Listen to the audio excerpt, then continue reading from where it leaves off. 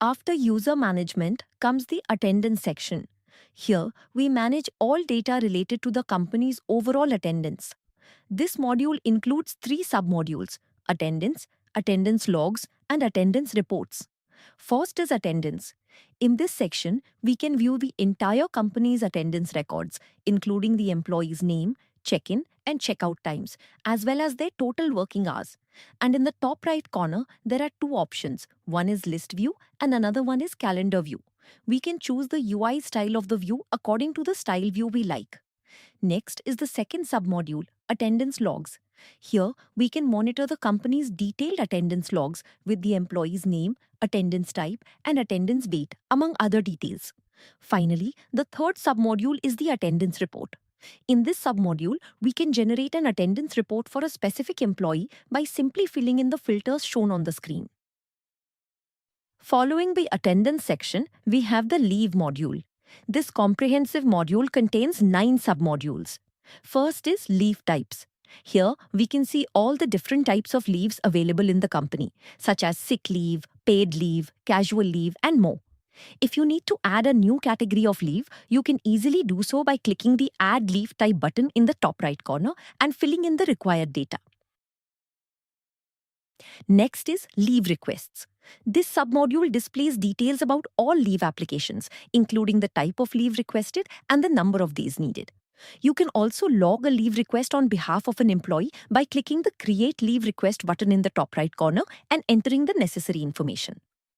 Third is time leave requests. This feature is used when an employee needs a short leave during working hours. For instance, a 2-hour break for urgent work.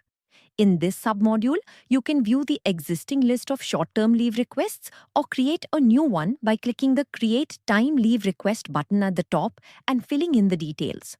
Fourth is leave approvals. Here, you can view the entire leave approval list along with the specific leave details. You can also manually add a leave approval using the Add Leave Approval button at the top. Fifth is comp off credits. If an employee works on a holiday due to urgent business needs, they earn compensatory off credits, which they can use to take a day off later. However, these credits come with an expiry date. In this submodule, you can view all comp off credits along with details like employee name, branch, earned date, expiry date, and other information visible on the screen. Clicking the Add Manual Credit button in the top right corner will redirect you to the sixth submodule, Add Comp Off Credit.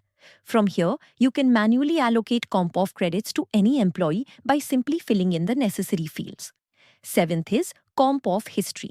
This submodule tracks the complete history of compensatory offs, showing which employees have utilized their credits, how many have expired, and how many have been cancelled, with other details as seen on the screen. 8 is comp off settings. Here you can adjust the compensatory off configurations based on company policy, such as changing the credit expiry days or the minimum hours an employee must work to qualify for a comp off. Finally, the 9th submodule is comp off reports. This section provides a complete summary of employee comp offs with the employee name detailing how many credits are earned, how many are currently available, how many are used and cancelled.